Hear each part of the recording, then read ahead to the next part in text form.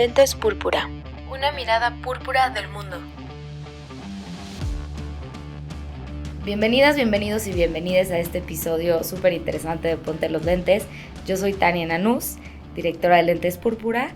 Y bueno, tenemos aquí a Silvana. Silvana, como siempre, antes te vamos a pedir que nos cuentes un poco de ti, te presentes en tus palabras. Si quieres darnos tu semblanza, bienvenida. Si quieres decirnos quién eres, a qué te dedicas, qué te gusta hacer también. Súper, primero gracias por invitarme a este súper podcast.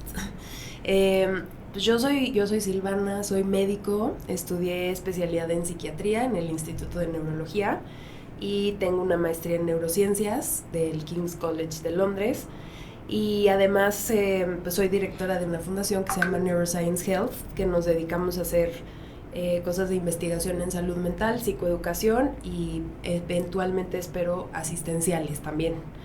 Y pues soy mamá de gemelas de 2 años, que es también un reto importante, muy padre. Y ¿qué me gusta hacer? Me gusta tomar café muchísimo. Me gusta caminar y no me gusta andar en bici, fíjate, ahorita que decías de lo de la bici no soy tan fan, pero sí me gusta ir mucho a la naturaleza, al bosque y el cine. Creo que leer, ñoñar, esa soy yo. No, pues bienvenida y súper bien, yo soy un poco igual, así que buenísimo. Pues bueno, un poco tú a lo que te dedicas ahora es terapia de ketamina o terapia con ketamina. Cuéntanos un poquito de eso, porque creo que, seguramente hay muchísimos mitos y estigmas alrededor de la ketamina y en general pues ya sabemos que de los psicodélicos, pero cuéntanos de entrada, ¿cómo entras a este mundo? Bueno, yo entro a este mundo por uno de mis socios y mejor amigo, que él empezó a saber sobre que la ketamina tenía efectos sobre la salud mental ya hace varios años y empezó a darles tratamiento a sus pacientes y eventualmente pues somos tres psiquiatras socios que pues empezamos a dar estos tratamientos en la clínica donde estamos juntos, donde damos consulta.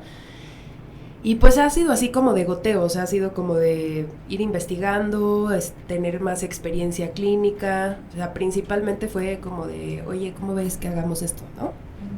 Y pues es un área, como dices, muy estigmatizada, pero tiene un potencial muy, muy importante para pacientes que no tienen esa respuesta a otros tratamientos, que está padrísimo que haya muchas más opciones en salud mental, ¿no?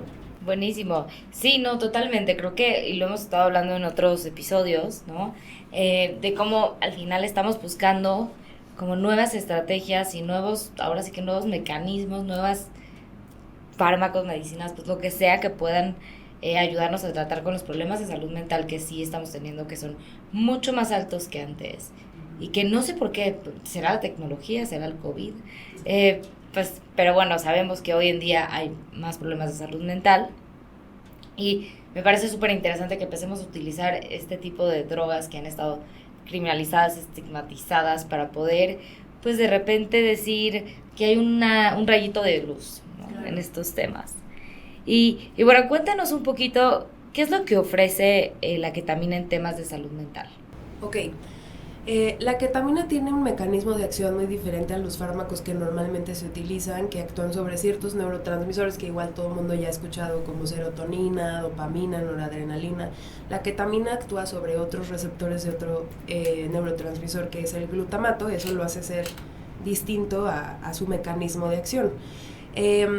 Tiene digamos, es muy científico tal vez lo que voy a decir, pero tiene que ver, ¿no? O sea, en áreas prefrontales, que son áreas que están aquí enfrente del cerebro, que nos ayudan a regular emociones, regular conductas, pensamientos, etcétera, poner atención, planear, es un neurotransmisor muy importante.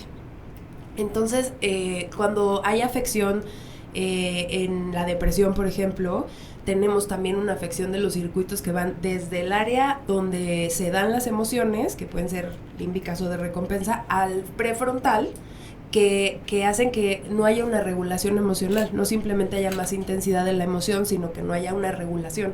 Entonces también lo que hace este tratamiento es ayudar a estos circuitos de manera bidireccional a regular mucho mejor la activación de las áreas que están siendo alteradas durante la depresión, por ejemplo, ¿no? Que es uno de las patologías en las que se utiliza. ¿Para qué otras patologías se utiliza? Pues mira, lo que pasa es que ahorita hay estudios donde se ha visto que hay efecto en pacientes que tienen ansiedad, adicciones, estrés postraumático, anorexia, bulimia, en adicciones como alcoholismo, ¿no? Pero la única que ha tenido ahorita mayor peso, mayor evidencia ha sido la depresión resistente. La depresión resistente quiere decir que yo ya tuve tratamiento con antidepresivos, un par de antidepresivos y por un tiempo determinado para determinar que no me fueron efectivos, más psicoterapia, Claro. porque tienen que venir las dos acompañadas, ¿no? Y no mejoré o vuelvo a recaer, ¿no? Con todo y el tratamiento tomándolo de manera correcta. Entonces ahí es donde se ha visto que utilizar ketamina es una oportunidad para que los pacientes puedan mejorar sus síntomas, ¿no? Sobre todo a corto plazo, ¿no? Se dan varias sesiones para ver que este efecto sea a más largo plazo, ¿no? En otros trastornos como el estrés postraumático, la ansiedad, la bulimia, la anorexia, etcétera, adicciones, se ha visto apenas en investigación reducción de los síntomas y no hay un consenso tampoco todavía como número de sesiones, dosis, etcétera, ¿no? Como la depresión sí, a lo mejor. La depresión mucho más, todavía creo que estamos en eso, ¿no? Todavía no tenemos así exactamente la combinación perfecta para decir, así les funciona a la mayoría, ¿no? Y depende mucho también de cómo se elige al paciente que es candidato a este tratamiento. A ver, cuéntanos un poquito de eso, ¿cómo se elige? Bueno, justo primero hay que ver que cumpla los criterios de depresión, ¿no? Y lo que decíamos de que haya tenido resistencia, se le dice, o sea, que ya haya cursado con 2 tipos distintos de antidepresivos, el tiempo adecuado, la dosis adecuada, con psicoterapia, de manera que haya tenido un buen apego, ¿no? Y que aún así siga con depresión o siga teniendo episodios, ¿no? de depresión. Y de hay que descartar todas las causas médicas también, ¿no? O sea, tenemos otros trastornos fisiológicos que nos pueden dar depresión, ¿no? Por ejemplo, el hipotiroidismo, lupus, no, bueno, todas las enfermedades autoinmunes, la epilepsia, los tumores cerebrales, o sea, hay que... Y si digamos que si de repente te encuentran lupus y te das cuenta, entonces mejor no hacer la terapia de ketamina. Primero hay que estabilizar la condición primaria, ¿no? O sea, por ejemplo, si tienes lupus y estás en una crisis, pero si estás estable ahorita, o sea, ya que te trata el reumatólogo y estás estable de lupus, y la depresión pues es muy comórbida porque tiene que ver con inflamación y las enfermedades autoinmunes pues, son una inflamación sistémica. Si sigues con síntomas depresivos a pesar de no estar como en un episodio de crisis autoinmune y no te funcionan estos tratamientos que dijimos, puede ser una opción. Claro que no está muy estudiado en poblaciones especiales, ¿no? Como pacientes con enfermedades autoinmunes o algunas otras enfermedades más graves, ¿no? Ya, o sea, y creo que esto es importante y siempre lo mencionamos, ¿no? De entrada, no es la pastilla mágica, ¿no? Claro, sí. Y tampoco es como que si te sientes muy mal emocionalmente, de repente por un largo tiempo tienes ansiedad, lo primero que vas a hacer es ir a meterte a una terapia de ketamina, ¿no? O sea, ¿de qué manera vas descartando? Un poco lo empezaste a decir, ¿no? Pues si ya tomaste fármacos, ya tomaste la psicoterapia, y digo, viéndolo a lo mejor en anorexia o bulimia, si llevas un periodo de tiempo largo, entonces dices, bueno, como que... O sea, ¿cómo se hace este acercamiento? Sí, ¿cómo son los pasos? Ajá. ¿No? Creo que el primer paso es descartar otra enfermedad médica. O sea, creo que cuando vamos a un experto en salud mental, o sea, la gente tiene mucho estigma de ir a un psiquiatra, ¿no? O sea, ya desde ahí, ¿no? Pero creo que eso se va mejorando últimamente. Entonces, cuando ya caigo yo en un especialista de salud mental y vengo por depresión o vengo por ansiedad o vengo por anorexia o vengo por lo que sea, tiene que haber una evaluación fisiológica de ver que yo no tenga diabetes, que no tenga hipertensión, que no tenga anemia, que no tenga todos estos otros posibles trastornos hormonales, etcétera, ¿no? Porque pasa mucho en la consulta que el paciente viene con, por ejemplo, mucha ansiedad y es que es hipotiroideo, ¿no? Y entonces yo corrijo el hipotiroidismo y ya, o sea, no tengo que dar otra cosa, ¿no? Entonces creo que esa es la primera línea. O al revés, también si yo voy porque me siento mal, fatigada, sin ánimos, o con palpitaciones y voy al cardiólogo, el cardiólogo también tiene como la responsabilidad de descartar obviamente la causa médica y decir, ¿sabes qué? No, tus estudios están bien o tienes también, no sé, hipotiroidismo. Creo que ese es el primer paso, ¿no? O sea, como checar la salud más física, ¿no? El segundo paso es decir, bueno, eso está bien o ya lo mejoré, o sea, ya me empezaron a tratar, ya estoy nivelado y sigo teniendo estos otros síntomas, ¿no? En el caso de depresión o de ansiedad, por decir, que es lo más común. Entonces, bueno, voy entonces al doctor de salud mental, que es el psiquiatra, y entonces veo qué características tengo de esos síntomas, ¿no? Porque hay pacientes que dicen, me siento deprimido, pero igual y no cumplen un trastorno de depresión, ¿no? Igual pueden tener síntomas, pero no cumplen el trastorno. Entonces, lo primero son modificaciones del estilo de vida. Okay. O sea, come frutas y verduras, que yo digo, es lo más difícil, ¿no? O sea, la verdad. O sea, pero sí, la modificación en el estilo de vida, dormir, o sea, que nos cuesta tanto tener una higiene de sueño. Sí, más a personas que justo viven con ansiedad o depresión o algo así. Claro, se vuelve un círculo vicioso, ¿no? Pero luego cuando cambias los estilos de hábitos de sueño, mejora la ansiedad, por ejemplo, ¿no? Entonces es como tratar de interrumpir eso. O sea, ahí en el estilo de vida es como el primer punto. Si es que no integras el trastorno como tal, sería la única recomendación, ¿no? Y empezar psicoterapia, ¿no? Porque pues justo eso hace un cambio. Si eso no ha sido suficiente o si ya cumples muchos más criterios de frecuencia e intensidad, entonces sí se considera dar un psicofármaco, ¿no? Yeah. Pero ahí ya pasamos como por todo esto y no hemos llegado a la ketamina. Okay. Después del psicofármaco te digo, probamos y entonces si yo tengo una respuesta, pero no tengo una remisión de los síntomas, voy a aumentar la dosis. ¿Cómo es eso? O sea, es una sesión, son muchas sesiones, te lo inyectan, o te lo tomas, ¿o cómo es? Bueno, en cuanto a ketamina, el tratamiento es intravenoso, okay, ¿sí? Pero los primeros, digamos que niveles de tratamiento, que son los antidepresivos, son todos tomados, ¿no? Una vez que ya vimos que otra vez no sirve el primer paso, el segundo paso, etcétera, decimos, bueno, vamos a considerar ketamina, ¿no? En la clínica y en algunas guías también comentarios de asociaciones, por ejemplo, de la Asociación Psiquiátrica Inglesa, recomiendan que haya una evaluación por 2 psiquiatras para que pueda ser eso como muy categórico el que el paciente necesita ese tratamiento, ¿no? Okay. En la clínica hacemos eso. Y ya que el paciente está recomendado al tratamiento, se hace una evaluación otra vez un poco médica de descartar otras cosas y ver que esté bien para empezar el tratamiento. Y el paciente se programa para darle una sesión semanal intravenosa, que ahí, bueno, hay ciertas dosis, etcétera, ¿no? Se tiene que dar obviamente en un contexto médico, ¿no? En la clínica lo administran anestesiólogos. Okay. Y después de la sesión, ¿no? Nosotros hacemos escalas y vamos midiendo también un poco la mejoría. Se dan, en estos pacientes les damos 6 sesiones, una vez a la semana, y vemos cómo están y valoramos si requieren tal vez algunas de seguimiento. ¿Y cuántas dosis? O sea, ¿qué tan alto es el gramaje? Pues el gramaje va de 0.5 a 1 miligramo por kilo. ¿Y eso es macro, digamos? ¿Es mucho? ¿Es poco? Pues no, es promedio. O sea, la dosis 0.5 es promedio. 1 ya es un poco más alto y más de 1 ya es alto. Okay. ¿No? Pero va a depender mucho de la respuesta del paciente y también porque a mayores dosis puede ser más disociativo. Okay. Y puede causar más efectos secundarios como hipertensión, ¿no? Que hay que cuidar en los pacientes, ¿no? ¿A qué te refieres? Digo, yo sé un poco a lo que te refieres con disociación, okay, pero si puedes explicarnos un poquito, claro, para que... Disociación quiere decir que yo tengo un episodio donde mi conciencia y mis sentidos no están a la par.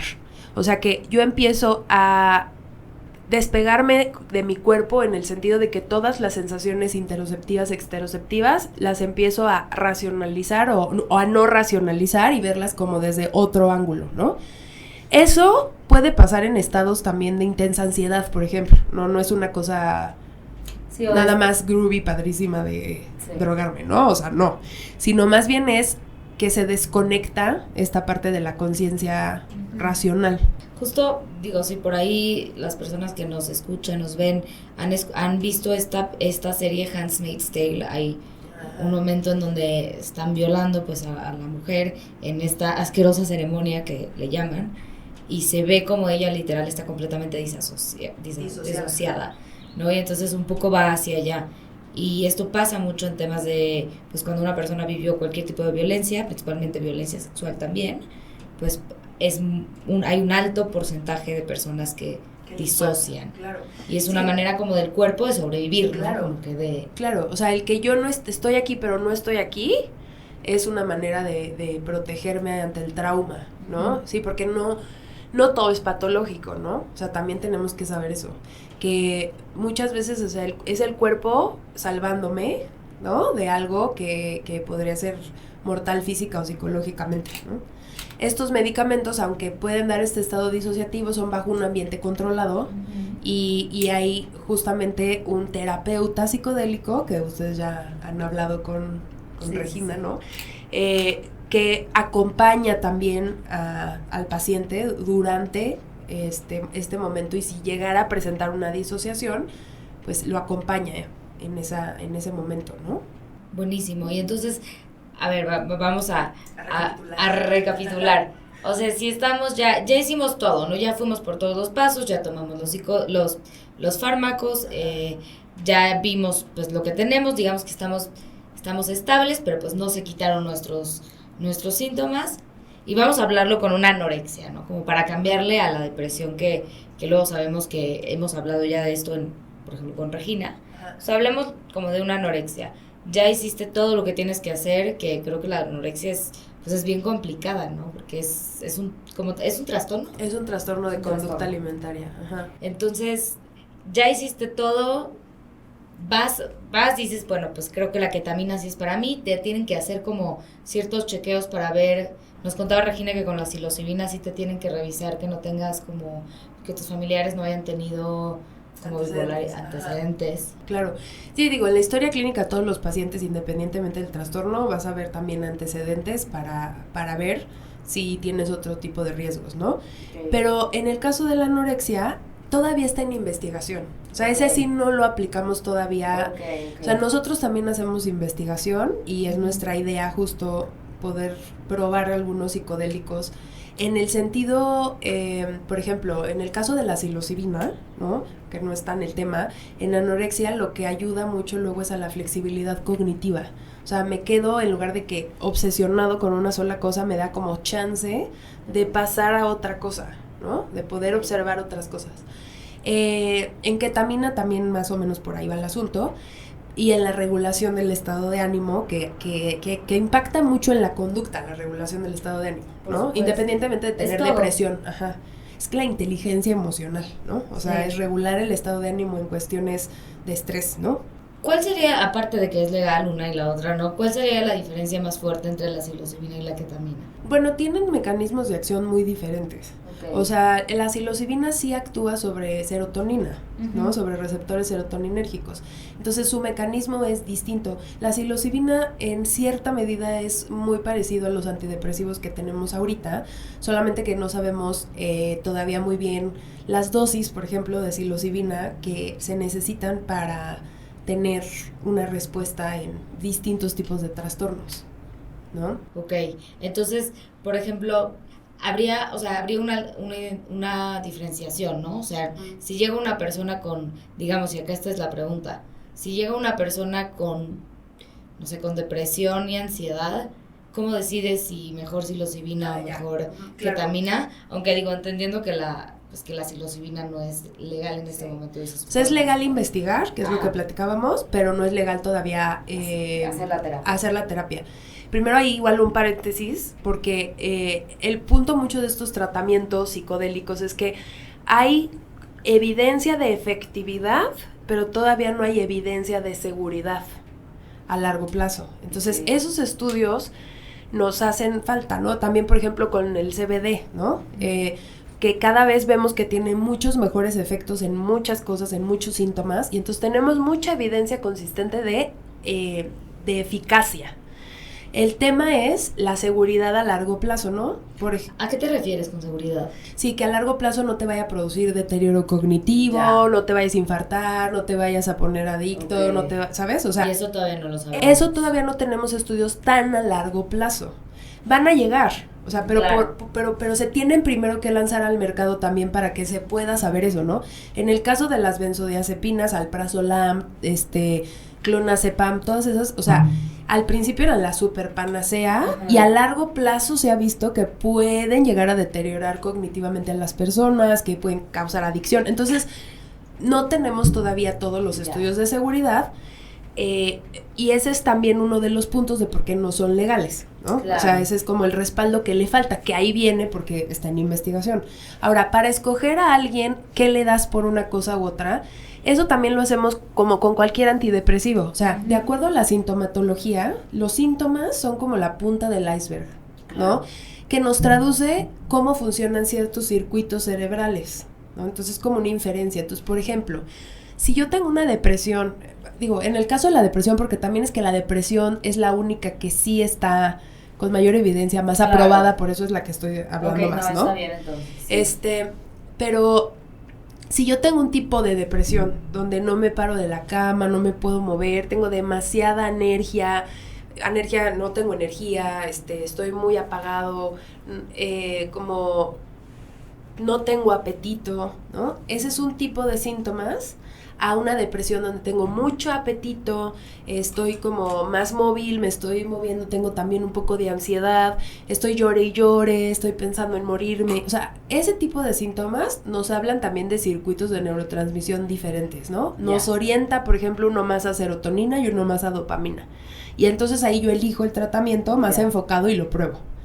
Igual con la ketamina o con la psilocibina, yo creo que va a llegar a pasar eso, pero ahorita lo estamos haciendo como en ketamina, es que ya lo demás no le funcionó, vamos a probar otro mecanismo. Ok. Ya, pues sí. Qué interesante, porque sí, y justo con la ketamina que luego hemos escuchado tantas cosas, ¿no? Entonces, creo que ahí, ¿cómo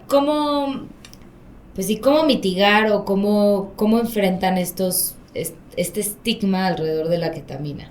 Es que mira, es un arma de doble filo porque hay que combatir el estigma, pero no es un picadero, ¿no? O sea, entonces, Sí. También tenemos pacientes que llegan como, hola, yo quiero ketamina porque yo lo vi en internet y quiero que me la pongas, con todo y la justificación de que hay cierto estrés, cierto trauma, ¿no? Pero que tienen que pasar por estos pasos, ¿no? Y que no quieren, o sea, no, es que yo no quiero tomar nada, inyéctame y ya, ¿no? Entonces es un arma de doble filo porque sí hay que educar muy bien a la gente sobre la importancia y el potencial que tienen todos los fármacos, porque todos los fármacos lo tienen, pero es importante elegir qué para quién. O sea, creo que ahí es donde podemos trabajar más, como decir, oye, tú ya probaste todas estas opciones, sí hay opciones para ti, ¿no? O sea, no tengas miedo, hay opciones para ti que puedes probar para ver si mejoras, ¿no? Porque muchísima gente le va muy bien y dice como de, ay, gracias, que existe esto, ¿no? Y que puede, o sea, como si te diera cáncer y pruebas el veneno de serpiente, aunque no sabes qué va a pasar, ¿no? O sea, como que en la desesperación también luego hay gente que se atreve, pero en lugar de llegar a ese punto, como inculcar más información de que hay muchos tratamientos para mejorar la salud mental, con el warning de qué para quién. Yo creo que ese es el punto. Claro, que no todo es para todas las personas. Exacto. Que creo que esa es la parte que puede ser complicada. Sí, porque requieres como de experiencia clínica para que le puedas, para que puedas determinar más o menos cuál le va a funcionar, porque es prueba-error también, y que no le quieras ofrecer a todos lo mismo, ¿no? Claro. O sea, ay, no me voy a complicar, miren, denles a todos porque sirve. No, porque ahí te enfrentas justo con los efectos secundarios más prevalentes o la gente que no estaba indicada se siente peor. ¿Cuáles son los efectos secundarios? Pues mira, los efectos secundarios son principalmente lo que te decía de la hipertensión, ¿no? O sea, cardiovasculares, la disociación, dolor de cabeza, náuseas. No tiene tampoco los grandes efectos secundarios, pero sí hay un tipo de pacientes que son los menos, pero que pueden llegar a colarse, ¿no? Que al poner el tratamiento, por ejemplo, en un episodio disociativo, se quieren lastimar, por ejemplo, ¿no? O sea, como que depende de muchos factores, el elegirlo, la preparación psicoterapéutica antes de la terapia, que también es importante, con un terapeuta psicodélico, pues, certificado, que le va a dar una significancia en las experiencias que va a vivir y que le va a explicar bien sobre el tratamiento y que le va a clarificar dudas, justo para que no se den estas situaciones, ¿no? Entonces, depende del equipo multidisciplinario y de elegir al paciente para que no presente esos efectos adversos, pero tampoco son gravísimos. Ya, pero sí, pues es justo, ¿no? Tomarlo con cuidado. Ajá, sí, como todo, ¿no? O sea, investigarle y decir como, tiene riesgos, ¿no? A largo plazo tiene un potencial que puede ser adictivo, no es lo más adictivo. La ketamina. Ajá, la ketamina. Y puede tener efectos hepáticos y renales, pero pues también la aspirina y el paracetamol, ¿no? O sea, Sí. como no por minimizarlos de la ketamina, sino como por ponerlos en contexto, ¿no? Claro. Sí, que al final también es eso, como que le hemos metido tanto miedo como a estos psicodélicos que hace que, digamos, pues ahí sí aspirina y keta y es como, no, obvio, no es lo mismo. Y a ver, no es que lo sea, Claro. pero a lo mejor pues esta parte de las fallas renales pues también se puede dar con estos otros fármacos Claro. que compras en el mostrador, Exacto, ¿no? claro. Y creo que nos quedamos, perdón, te interrumpí de todo esto, nos quedamos entonces, a ver, llegas, ya hiciste tu proceso, ya sí vas a ser, o sea, sí eres candidato o candidata, y entonces, ¿qué pasa? O sea, llegas a tu primer sesión. Ujú. Llegas a tu primer sesión, hacemos unos cuestionarios porque también es un protocolo de investigación, ¿no? O sea, Claro. queremos también tener, en la fundación queremos tener información para poder también tomar decisiones basadas en evidencia. Entonces les hacemos cuestionarios, escalas y los entrevista la anestesióloga. En nuestra clínica tenemos 2 mujeres, entonces una de las anestesiólogas las entrevista, les repite un poco ciertas áreas de la historia clínica, porque ya vienen prevalorados, ¿no? Pero igual les hace medición de la presión, de la oxigenación, todos los signos vitales, y se les canaliza, ¿no? Está el cuarto donde hacemos la terapia, es un cuarto donde pues, es bastante cómodo, hay un reposet, tenemos un carro de paro, un carro rojo por cualquier situación que se pudiera presentar de efectos secundarios, alérgicos, lo que sea, ¿no? Y se le pone música al paciente también como que lo pueda relajar, ¿no? Se les deja que esté su familiar ahí, a veces sí, a veces no, dependiendo cómo se sientan, dependiendo si también cómo fue la preparación para esa terapia, ¿no? Y si no, está en un cuarto aledaño el familiar, ¿no? Se baja la luz, se pone música tranquila y se pone la infusión, ¿no? Durante la infusión no todos los pacientes tienen tienen síntomas disociativos. Entonces hay pacientes que dicen, no me funcionó porque como no me disocié, no me pegó, ¿no? Y pues no, porque no depende de la disociación el efecto terapéutico, ¿no? Después del tratamiento, bueno, hay pacientes también, por ejemplo, que pueden presentar luego ansiedad, ¿no? Y entonces también ahí pues, vigilar que baje o ver cómo la podemos mitigar. Y después del tratamiento se quedan un tantito como procesando lo que acaban de sentir, etcétera, y se van a su casa. ¿Y qué Los vigilamos Sí, con claro. los signos vitales, obviamente cada 10 minutos durante la sesión. Ujú. Y para registrar si tienen picos hipertensivos o alguna otra alteración física. Y ya. Qué interesante. Y sabemos más o menos que, digo, nos decía Regina que es como mandar un cavernícola a Nueva York y regresarlo, pero más o menos ¿qué sienten? O sea, ¿esta disociación es un viaje? ¿Es un... o no sabemos? ¿O cada persona es diferente? Es que cada persona creo que tiene, o sea, cuando yo desconecto, digamos que un poco mi control prefrontal, ¿no? O sea, porque ese es el que nos controla muchas de las funciones y como cuando se desconecta un poco, le damos paso es como quitar el filtro, ¿no? Entonces, si quito el filtro, de repente da paso a memorias, sensaciones, conexiones, cosas que igual y ahorita, no sé, tú estás sentada, estás sintiendo la silla, estás sintiendo como lo áspero o lo suave o el frío o el calor, ¿no? Pero son cosas que la mente filtra, ¿no? Que el cerebro filtra. Cuando hay esa como falta de filtro, entonces se sienten muchas cosas al mismo tiempo y pueden llegarte muchas memorias, pueden llegarte como experiencias que tuviste de diferente tipo, no visual como tal, pero puede ser sensitivo, ¿no? Entonces, ahí va a depender también de las experiencias de cada quien, ¿no? Porque no todos tenemos lo mismo en el disco duro, ¿no? Entonces, sí varía mucho entre las personas que sienten y que reviven o que viven o que procesan. Y eso es importante irlo como anotando, tal vez cuando acaba la terapia, para que después se pueda platicar en la terapia posterior a la ketamina e irle poniendo una etiqueta terapéutica, ¿no? O sea, más que si empezamos nosotros a querer interpretar, igual y no va a ser algo positivo, ¿no? Sino como poderlo guiar de una forma que te ayude a lo que estamos haciendo. Ok, qué interesante. Y ahorita que decías como que había personas que llegaban y que no tenían tantos síntomas, entonces se les tiene que decir que no, ¿no? O sea, si es una persona que no... Sí, porque, o sea, no podemos exponer a las personas sin tener, o sea, es como darle, y es una analogía mala, pero es extremista solo para el ejemplo, pero es como darle quimioterapia a alguien que sospechas que tuviera cáncer.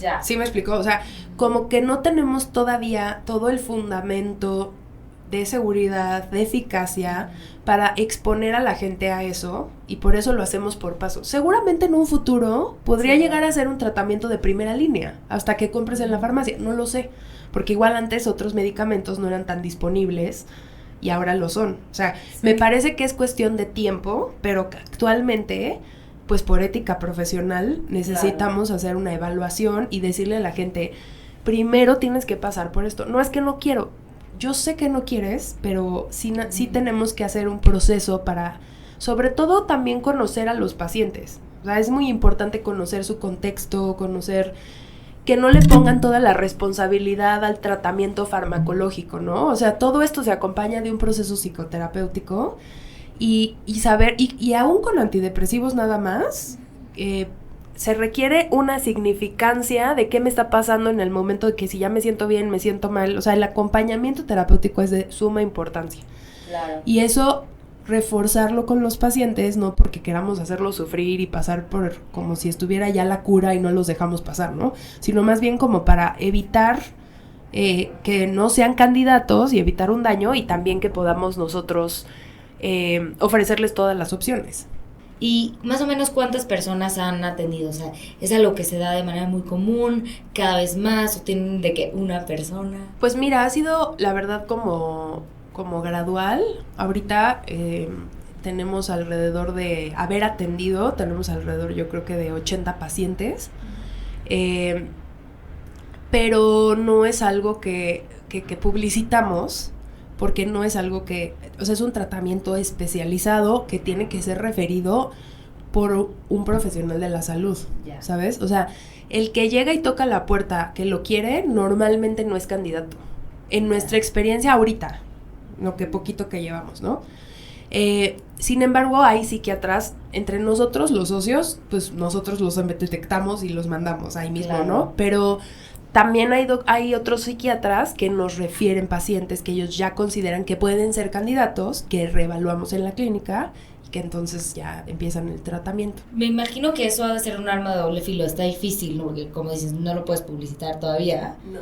Y porque si no llegaría toda la gente a lo mejor incorrecta. Uh-huh. Y por otro lado, pues es como... Se tiene que saber, ¿no? Que existe. Tiene que saber, y me imagino que dentro de los profesionales de salud todavía ha de haber un ala muy conservadora en temas de drogas. Totalmente. Pero creo que los psiquiatras somos mucho más abiertos a las drogas, ¿no? O sea, creo que la psicofarmacología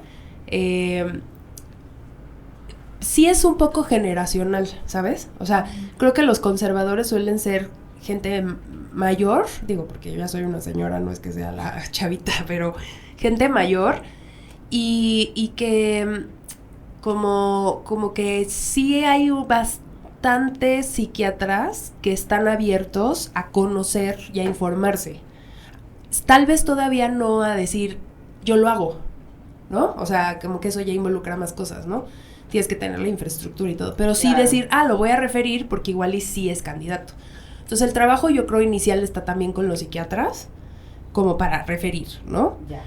Pero los pacientes creo que es que tenemos en los pacientes también mucha desinformación de tratamientos muy básicos o de lo que te decía, de detectar enfermedades básicas que tienen afección emocional. Por ejemplo, o sea, puedes tener trastorno obsesivo compulsivo por epilepsia. Entonces, como, ¿no? Como detectar desde ahí, ¿no? Y hace ratito nos decías, hay 2 mujeres en la clínica. ¿A qué te referías con eso? Dijiste, tengo 2 mujeres. No, que las anestesiólogas, las 2 son mujeres. Ya. Sí, Okay, sí. okay. No, en la clínica es que lo que pasa es que psiquiatras somos principalmente 3. Ajá. Y yo soy la única mujer y los otros 2 son hombres, pero tenemos psicólogos, tenemos otros psiquiatras, tenemos otras mujeres neuropsiquiatras, somos muchas personas, solo involucrados también en esta cuestión de ketamina. Estamos las anestesiólogas, las terapeutas y bueno, nuestra terapeuta es externa a la clínica, pero no, sí somos varias mujeres involucradas. Ya, esa era mi pregunta. Sí. Y podemos ver, o sea, ya que es una pregunta rara, pero ¿hay algo que tengamos que tomar en cuenta en temas como de perspectiva de género Claro. cuando tomas ketamina o cuando quieres acercarte o Claro. sí en el tema? O sea, creo que el primer punto es decir, las mujeres tienen mayor prevalencia de trastorno depresivo, de trastornos de ansiedad. ¿Por qué es eso? Híjole, hay muchísimas hipótesis. O sea, una es el hombre no busca ayuda, ¿no? Y la mujer sí. O sea, por ejemplo, ¿no? Otra es la cuestión hormonal, que es muy distinta y sabemos que los estrógenos, la progesterona, tiene receptores neurológicos que también tienen una función en la regulación del estado del ánimo, ¿no? Y cognitivas. Entonces, no hay una teoría así, y de hecho la investigación de las diferencias de género a respuesta de medicamentos o de enfermedades, porque luego no se estudia cómo presenta depresión, ansiedad, TOC, anorexia a una mujer, a un hombre, ¿no? Por ejemplo, en el caso de anorexia, pues es totalmente diferente la presentación en un hombre que en una mujer, ¿no? Entonces, bueno, pero en cuestión de género con la ketamina, primero es la prevalencia, ¿no? Que es mucho más prevalente la depresión y que las mujeres buscan más ayuda, ¿no? La segunda es que por fisiología a veces responden a dosis más bajas. Okay. Pero fuera de eso no hay ahorita todavía más información como para decir, es que la ketamina les hace genial a las mujeres y no a los hombres. No, porque también hay estudios con hombres, sobre todo también he visto en alcoholismo, por ejemplo, que hay más adicciones a veces en hombres, ¿no? Sí. Y tienen buena respuesta. O sea, entonces nos falta más bien investigación. O sea, aquí el punto importante es darle mucho a la investigación para poder ofrecer muy bien estas respuestas. Y creo que eso es súper importante porque el tema de investigación es algo que no se ha podido dar porque existe un proceso de criminalización con casi todos los psicodélicos, menos la ketamina, pero al final sí hay un proceso que no está permitiendo que podamos pues un poco dar este paso hacia adelante, así que creo que pues como sociedad sí tenemos por ahí algo que podemos hacer desde nuestra trinchera, que es pues apoyar la descriminalización de pues, los psicodélicos, porque aparte ya sabemos que prohibir no nos ha llevado a nada bueno, ¿no? Entonces, pues ahora sí que acá es un cambio de paradigma que les pedimos que ahí o sea, basado en información, pero pues que lo piensen. ¿Y qué les dirías tú justo a las personas que nos escuchan? ¿Qué crees que pueden hacer o que podemos hacer desde niveles individuales y sociales en este? Yo creo que informarnos es el primero, informarnos de fuentes confiables, porque todo siempre es de boca en boca, ¿no? Entonces, primero informarnos de fuentes confiables y después hablar, ¿no? O sea, como que alzar la voz. O sea, así decir, yo ya tengo esta información y voy a luchar hasta cierto punto por esta causa. Digo, no tienes que salir a la calle, ¿no? Pero, pero hablarlo. O sea, hablarlo creo que es algo importantísimo. Creo que subestimamos mucho el poder de la información y de alzar la voz, ¿no? Entonces, el generarle una conversación como ahorita, creo que tiene muchísimo impacto. Porque sí, justo para que se puedan descriminalizar, o sea, creo que tiene dos partes. O sea, la primera es desde la evidencia, ¿no? Y la segunda desde la regulación, Claro. ¿no? O sea, porque, sí tienen un efecto, pero se pueden mal usar Sí, totalmente. Entonces, todo se puede mal usar, todo. Sí. O sea, no es cuestión de que los psicodélicos sí y no sé, pues el alcohol, las papas fritas, o sea, todo se puede mal usar. Entonces, también crear conciencia de la regulación social y de la personal, ¿no? De justamente y paradójicamente en estos trastornos hay alteraciones de la regulación emocional y queremos que las personas fomenten su regulación emocional y conductual para tomar estas decisiones, ¿no? Que me parece súper interesante, ¿no? Creciendo en o sea, y que ahorita, ya lo platicamos antes, ¿no? Que ahora quieren criminalizar la ketamina, que es como, pero esa aparte es una medicina, o sea, se usa como, o sea, como que no tiene ni siquiera sentido. Pero me parece muy interesante como crecimos en un mundo en donde nos decían que lo peor del mundo eran las drogas y como de repente nos empezamos a dar cuenta que las drogas podían llegar a tener un poder curativo, ¿no? Y nos los escondieron, nos los quitaron todo porque, pues, digo, no todo porque estamos en este camino, pero creo que estamos bastante retrasados. Temas de investigación. Mucho. Sí, creo que el punto es la etiqueta, ¿no? O sea, el punto es porque drogas, pues drogas es un antibiótico, ¿no? Sí. O sea, entonces creo que es poner en un cajón a una serie de fármacos, ¿no? Sintéticos o naturales, ¿no? Que pues, siempre hemos utilizado cosas de la naturaleza, hemos creado cosas sintéticas para ayudarnos a muchas cosas, ¿no? Entonces, pero creo que ese estigma va justamente en el ámbito de la regulación y de escoger qué para quién. Porque también es como, en un interrogatorio de una historia clínica, por ejemplo, yo les pregunto a los pacientes, ¿qué drogas has consumido? ¿No? Y les pregunto, ¿y qué efecto te hizo? Porque cada cerebro es diferente. Y entonces ahí, entre los antecedentes y el efecto, puedes decir, esta no te hace bien, aunque te gustó, por ejemplo, ¿no? O esta sí te hizo bien, pues ¿qué mecanismo farmacológico tiene? ¿Qué símil hay? ¿No? O sea, como que deberíamos de explorar un poco más por ahí. Por esa parte de escoger más personalizable.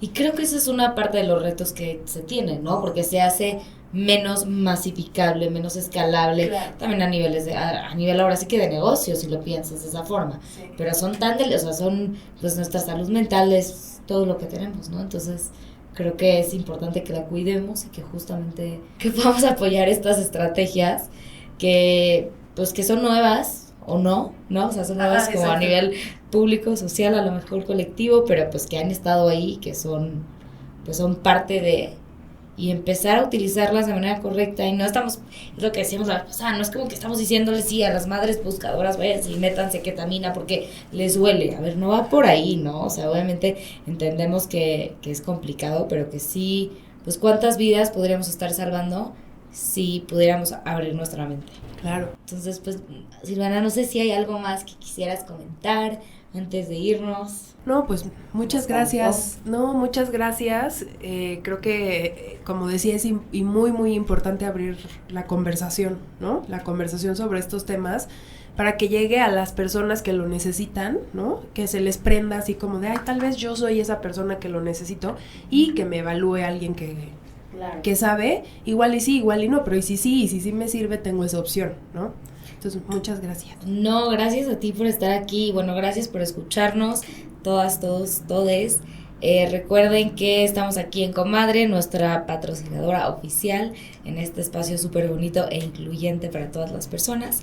Entonces, pues nos vemos en el próximo episodio de Ponte los Lentes. Muchas gracias por escucharnos, compartan, comenten y si tienen preguntas ahí nos las pueden hacer también. Gracias. Muchas gracias por escucharnos y compartir con nosotras. No te olvides darle like, suscribirte y compartirlo. Hasta la próxima.